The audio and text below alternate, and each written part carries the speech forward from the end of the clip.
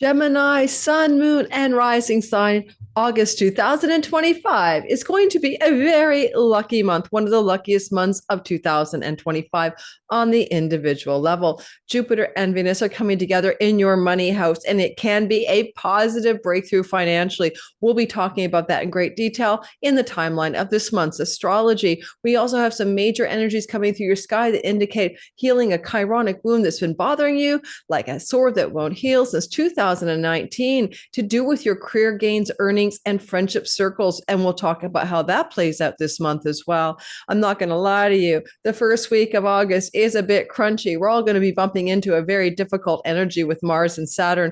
Not to worry. It's short-lived and it will pass, but I will give you the heads up on how to deal with that as well based on your sign.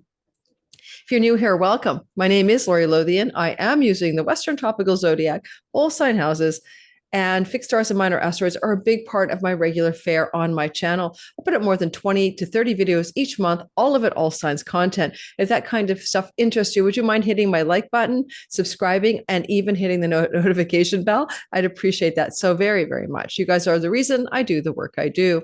My philosophy of astrology is to time your best life, using it as a navigational tool. So you go with the flow instead of against it. So you're flowing in alignment instead of against the alignment of the sky.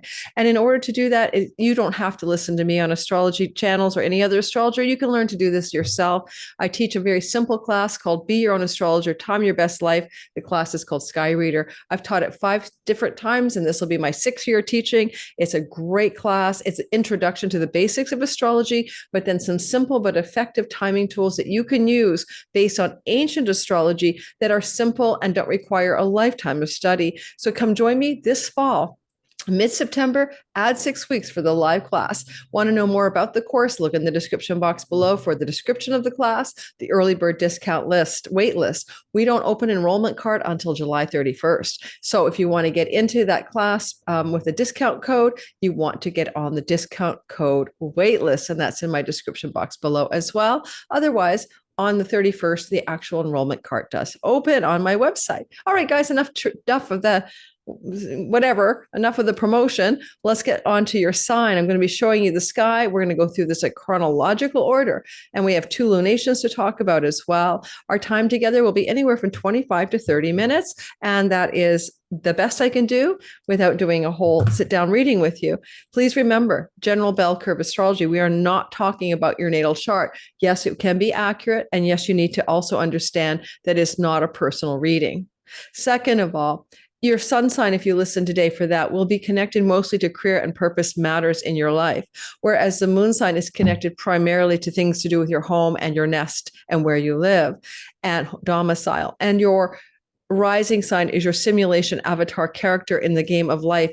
You are playing a role. It is your rising sign, and that will give you circumstantial evidence. Like when you listen for your rising sign, often our life circumstances are more hooked to the rising sign than anything else. But listen for all 3 and see how it feels. We're always talking whole sign house astrology when we do astrology on YouTube. Me and every astrologer is the only way we can do that. But it is the ancient house system. So if you're listening for your Placidus chart, just ignore it. It's not going to work. Now, let's get started, shall we? We're going to open up the sky so you can see what you have in this month, magical month of August. All right, this is our sky. This is what we're looking at for Gemini, Sun, Moon, and Rising sign. Get ready, set, let's talk. So we'll be talking about Venus and Jupiter in your 2nd house. This is a big deal this month, but more importantly, let's go in chronological order, shall we?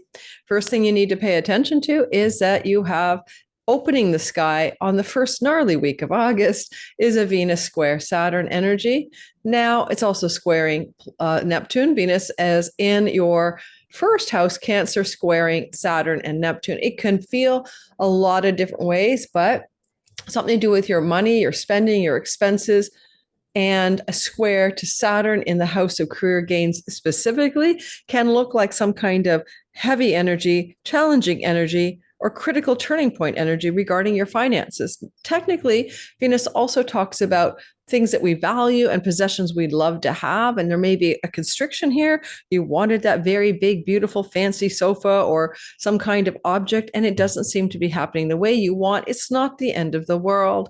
Something is going to be delayed about what you want, or something is going to be constricted, but it's not the worst thing in the world, especially when it comes to long range goals and plans. Maybe you had a vision or a dream for something that you valued, and maybe it would bring you some financial gain in your career, and you're going to have to postpone, delay, or reconsider it through the sage-like wisdom, practicality, and realism that Saturn is offering you here. Don't forget, he does give you sage-like guidance. As we move forward, we see August, and it could be where you had rose-colored glasses about what you could get or achieve in a long-range financial and career gain matter, for example. Another way it could happen is you hang out with addicts or alcoholics or people who do too much excessive oral pleasures, and you're like, nah, I'm not going to go there. Now, for like sobriety people, sometimes you have to stop hanging out with the heavy boozers. So, Saturnian old friends who are escapist in their tendencies versus your Venus in the house of oral pleasure, you may decide that you're going to forego social events that 1st and 2nd and maybe even 3rd of August. Here in Canada, that's a national holiday kind of thing, or it's I don't know, some kind of celebration, long weekend. I'll probably stay home and not be drinking. I have a progressed Gemini sun. Moving forward, Mars is opposite Saturn. This is the gnarliest part of the story, Saturn and Neptune to be precise. Now, Mars opposite Saturn is its own cycle. It was seeded. This is a seed that was planted in April of 24. I'll do a special video on that, but you're going to come into like a frustration on archetype. Something wants to go forward. There's a block, a wall, a constriction. That's Saturn. Where it's happening is in your house of creativity, entrepreneurship, fun, joy, play, pleasure, opposite Saturn in the career gains house. Now, this could be very simply that you had some kind of activity that you thought would be fun or pleasurable, and you were excited to go do the thing or, pursue the passionate thing. And all of a sudden, Saturn is like, hold up. We got other things to work on here, like our career gains or our long-range goals and plans. Mars in this opposition could also be very much about a child.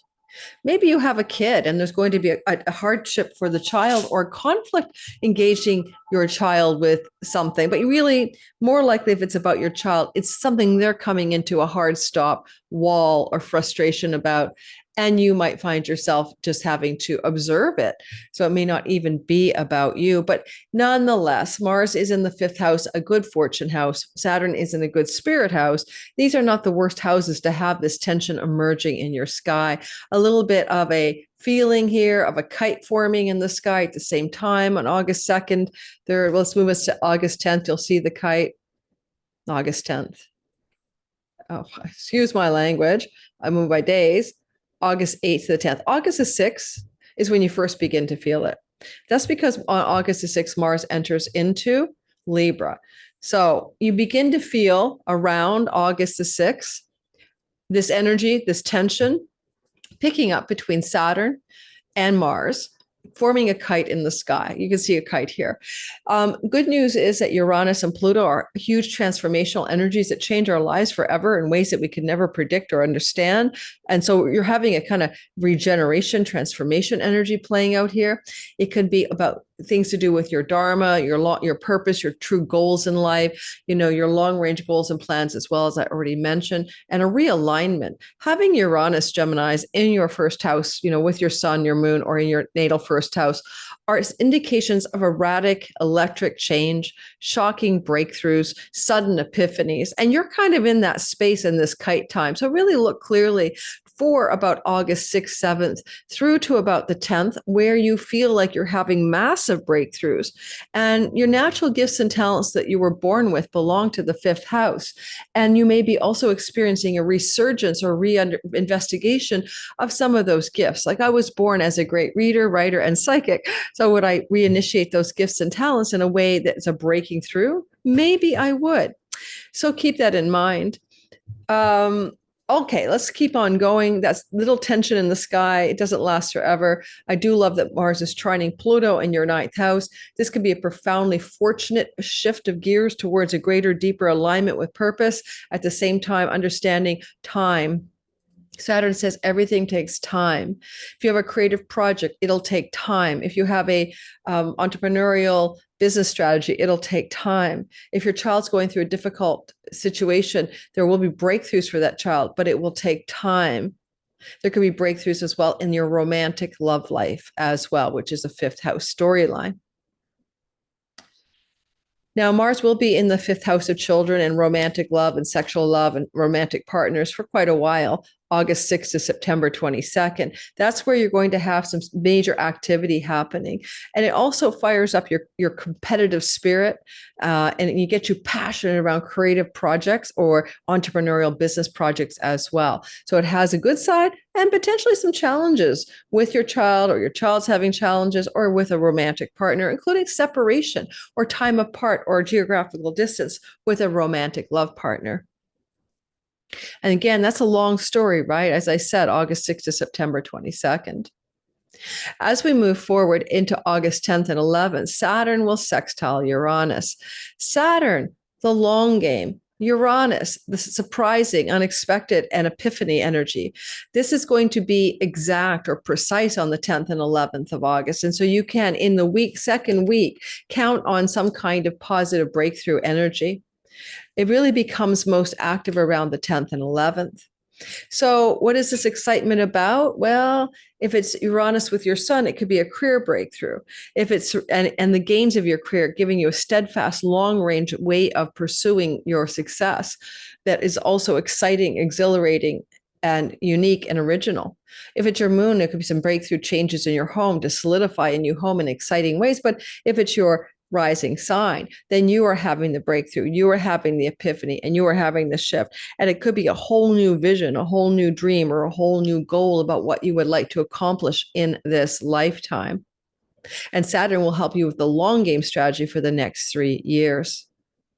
Indeed, Saturn in your 11th house could indicate you're going to be working hard in the next 3 years to stabilize concrete gains through mastery of self-expression in your career and natural authority at something you are the expert at. August, the 10th to the 12th. Oh, and we have the full moon in Aquarius. Almost forgot the full moon in the second week. The full moon is in Aquarius on August the 9th, 10th. That full moon is going to light up the sky in your Aquarius part of the zone of your chart, which happens to be, okay, a positive place for you. It's a very fortunate ninth house. It's a very lucky energy. The moon will sit at 16 degrees of Aquarius, and it will say something along the lines of, how would you like to fulfill, complete, or shed a light on your dharma, your natural gifts and talents, foreign distance travel, book publishing industry and publications in general, shine a light and a bold completion or fulfillment when it comes to legal cases and court matters, or academic matters like colleges and universities. But beyond all of that, this is like, where do you find meaning in life? And there's a spotlight there. You planted that where is meaning in my life spotlight. You planted it there back 6 months earlier, which would take you back to March, when there was a new moon. When was the new moon? Sorry. The new moon would have been in February, probably. So there was a new moon in your ninth house. And because Pluto's here for this lunation, it has extra weight and new weight that's new to you. Like, you're really being purposed by a divine willpower in the house of God to move through you as you. And so Pluto's taking on an extra energy for those of you living through this Pluto journey in your Aquarius house till 2044. So it has such gravitas. So look to what you wish to fulfill. I'm writing a book proposal for my Progress Gemini son. I would like to fulfill the completion of that book proposal. Yeah, so there's an example. Now, as we move into August 10th to the 12th, let's break it down. This is a Venus conjunction to Jupiter. This is very rare. It happens once every 12 years, relatively rare. This is a Venus money goddess, or goodness, or luck, or values and worth and friends and all of that, meeting with Jupiter, who is also plenitude, abundance, wealth, prosperity, and fruitfulness. positivity on positivity. In the money house, what kind of money house is your second house?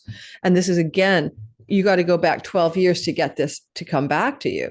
So about from the 12th to about 10th through the 12th, 13th, you could have a very lucky break in your career and earnings sector because the North Node in your 10th house indicates expansion, growth, and worldly success in career and reputation. And Venus, Jupiter combined bring in the wealth, the worth, the net savings, the income for this. And so, like a lot like the last time this happened 12 years ago, 2000 and 13, 14, the difference is there is a difference. Was it 13? Anyway, just go back 12 years from 25. Someone help me out there. 2013, 14. The difference is that you have the North Node here, and the North Node hasn't been in your 12th house, 10th house since the 1800s in a trine to Jupiter exalted in your second. This is exceptional financial good energy for you, but it's coming off the career sector. It's not like, to me, someone hands you a bunch of money. I don't think so. It is connected to what you're doing in the worldly success, career, reputation. You're retired. I don't know what to say. People, father figures, people in authority benefiting you financially would be a code for that as well. Now, I'm just going to get something. I'll be right back. I'm not even going to stop the recording for you. Give me 5 seconds. There it is. Because I'm sitting in a dry, windy, window open environment, I need my dry eye solution. I'm staring at this screen. All right, moving next to the story of what happens in the third week of August. So far, we covered the first 2 weeks. In the third week of August, we also have a plethora of positivity. First of all, we start off August 14th to the 17th with Lord Mercury offering us some favors. Mercury is in Leo. In fact, Mercury will be in Leo, has been in Leo since June 26th and does not leave till September 18th due to retrogradation. But as we start this month, here he is. He's in direct motion. And as he's moving through Leo, you're going to notice that on the 14th to the 17th, he loves up Mars. Mars is here in your 5th house. You'll feel this before that as well. You could probably feel it as soon as about the 11th, 12th, and maybe up till the 17th. So the 11th, 12th to the 17th of the month, these two are having a positive effect on the following themes in your life. See, they keep on with this love between the two of them. One thing you're going to see is you're going to see commercial success through marketing, selling, teaching, and learning, or some gifts and talents that you naturally have. You're going to study and learn more about how to activate them. Or you could have some entrepreneurial creative breakthroughs, but because you're doing the work and you're making it happen. And Mercury is like, my mind is engaged. I've got these great ideas. I'm taking creative or entrepreneurial action on them. Now, leisure travel can happen with this Mars Mercury combination, short distance leisure travel. You might be getting ready for a trip, booking a trip, or even taking a trip around this time. All of those are possible. With Mars in detriment, in a sign that he's not comfortable with, there is a bit of a challenge with that. So there may be Mercury really got some great ideas. And I hope that Mars is not lazy, because Mars is not as normal self in the air sign. Venus is home, Libra. So make sure you use this energy. I think that you could find yourself lackluster or lazy in a situation that asks you to really get going on writing, communicating, teaching, marketing, and selling. Chutzpah. All right. Because you can be very successful with this combination regarding fortunate action that creates writing success, communicating success. I'll probably be finishing my proposal or something for my agent. Moving into the next story. What about Venus trining the North Node? How about that? The North Node at 18 degrees in your 10th house, Venus at 18 degrees in Pisces, in Cancer, with Jupiter exalted beside her. Jupiter will trine the North Node the end of August, first week of September. So you're going to get Jupiter doing the very same thing. It's much more rare with Jupiter than it is with Venus, but they're both loving up the worldly success node of fate in the expansion and growth of your career this year. And so what's to complain about? There's something that wants to increase in your career and reputation zone with more money, more resources, and more financial success to go with it. So that's a nice little vibe, August 14th to about the 17th. And you might be feeling it even a few days before and after that. August and if you're looking for a job or you want to find new work, these are career opportunity energies. August the 19th. On August the 19th, the sun will trine Chiron. This is the first of 3 chironic activations that you're going to have, which is why I talked about healing a chironic wound in your 11th house of friendship groups and circles, career gains, and long-range goals and plans and dreams for your life. Think of the 7 of Cups in the tarot. What do you wish to visualize or dream into being for your life? With the magician to make it true and make it so. Because actually, with this combination of energies here, you might have been disenchanted with your social group settings, wounded there, not really sure of your long-range goals and dreams, not so satisfied with the way you make your career gains. Maybe it's not meaningful. It doesn't feel on true purpose. These are chironic wounds in the 11th house. Maybe friends have died. I'm a Gemini progressed sun, and I had like 3 girlfriends die in 2021, 22. So there's woundedness in my friendship circles and rejection from friends because I wouldn't take a protocol for the pandemic. So, where you felt wounded in that 11th house has been trying to heal through the eclipse of April of 2024's detonation of Chiron. And at this juncture, we have Neptune there, where your friends have been addicted, escapist, untrue, you're deluded about the value of the friendship, that kind of thing. And Saturn, he's a grim reaper. Over the next 3 years, you're going to reap a bunch of friends out of your life. You're going to let some go, they'll let go of you. That's okay. Better social groups will emerge. What I'm bringing to your attention is August 19th, the sun trine Chiron. There is an attempt to illuminate your 3rd house vis-a-vis the chironic wound. And the sun in Leo is pointing the way towards things that are important to your soul: writing, teaching, learning, traveling, communicating, your siblings, your local neighborhood and neighbors. Sun is shining a light there. And this is your local crew. You could have lots of virtual friends and acquaintances and colleague relationships in the 11th. Who are the people that you see on the daily? The sun is giving you a guidance to look in that direction. Maybe with Mercury, with the sun, to enjoy the local community, the friends you've had for a long time, the siblings that you love and care about. That's what the focus is. And it's helping heal a chironic wound. And sometimes we get busy networking and schmoozing and socializing en masse, but that's the opposite energy, or a different energy than the 3rd house, which is those intimate acquaintances, friendships, not those vast acquaintanceships. So you're healing something there. It's a short-lived August 19th event, but give it time. Give it 2 days before and 2 days after to feel this healing taking place. On the 4th week of August, on August 21 and 22, Venus actually squares Chiron. Chiron's getting activated by the whole damn crew. So now we'll have Venus next, coming into about. Well, that's not what I wanted to do. So I'm using my left hand because I have a problem with my shoulder. And to advance the chart with my left hand, you saw what just happened. Okay, there we go. So Venus here starting to build up around the 21st, 22nd, exact maybe on the 23rd, is her connection in a square to Chiron. Now, Venus is with exalted Jupiter. She's got some neutral dignity here. She's pretty damn strong here. And she's looking over her shoulder and she's telling Chiron to F off or something. She's saying, heal that damn wound. Is it socializing with friends who are addicted to substances you're trying to quit?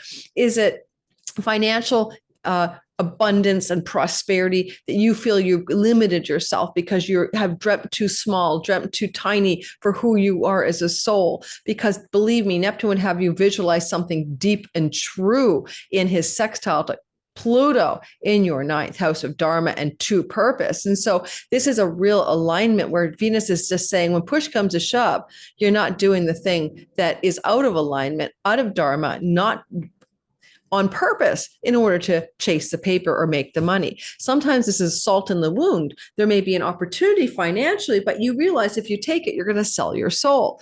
But on the other hand, there could be a wound with a sibling one older and a value wound, or a wound around finances with that sibling, or a challenge with a friend about social mores, values, and what you both agree on.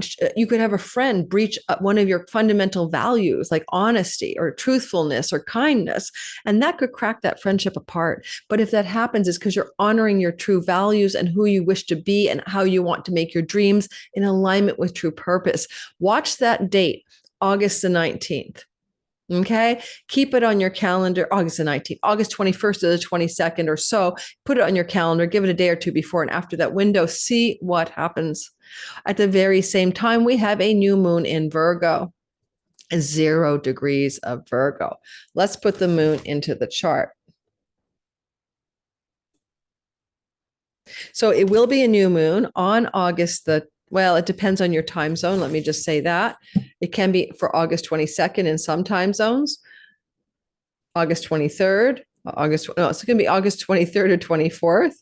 That's my mom's birthday, actually. Okay, shouldn't have said that. It's probably not good for my security measures. But anyway, new moon, 0 degrees of Virgo. Let's put it on the 23rd, 24th, time zone dependent, bracketing the day. Doesn't really matter, whichever you choose.